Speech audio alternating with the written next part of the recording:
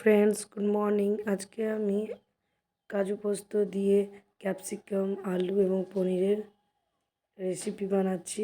দুর্দান্ত, খেতেও খুব ভালো লাগে। বাড়িতে ট্রাই করুন। প্রথমে তো আমি পনিরকে ছোটো ছোটো করে কিপ করে কেটে তেলে ভেজে নেব। তারপরে আবার ওই তেলেই ক্যাপসিকাম দিয়ে ক্যাপসিকামগুলিকেও লাল লাল করে ভালোভাবে ভেজে তুলে নেব।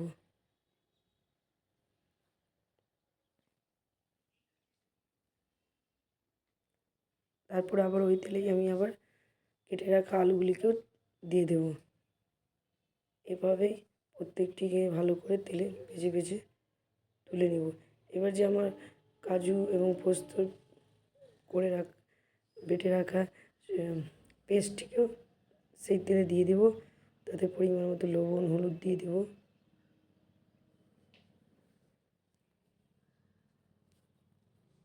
ঢাকা দিয়ে মশলাটিকে কষিয়ে নিব। মশলাটি কষিয়ে আসলে তেল যখন ছেড়ে দেবে মশলা থেকে, তখন সেই আলু, ক্যাপসিকাম এবং পনিরকে তার মধ্যে দিয়ে দেব।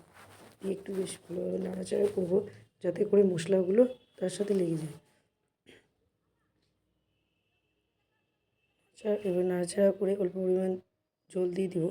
এবার এটাকে একটু নাড়াচাড়া করে আবার ঢাকা দিয়ে ঢেকে দেবো, যাতে করে জলটি ভালোভাবে ফুটন্ত হয়ে যায়। এই দেখুন, আপনার ফুটন্ত হয়ে এসছে। তেমন এবার রান্না শেষ। আপনাদের কেমন লাগছে এই রেসিপিটি?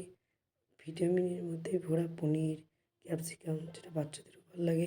আপনার বাড়িতে ট্রাই করুন, খুব সুন্দর লাগবে। এই ঠান্ডার দিনে রুটি, পরোটা এবং ভাত সব কিছুতেই ভালো লাগবে। আই হোপ আমার ভিডিও আপনাদের ভালো লাগে। প্লিজ লাইক করুন, শেয়ার করুন এবং আমার ফেসবুক পেজটিকে প্লিজ ফলো করে দিন, এন্ড আমার স্টার গিফট করুন।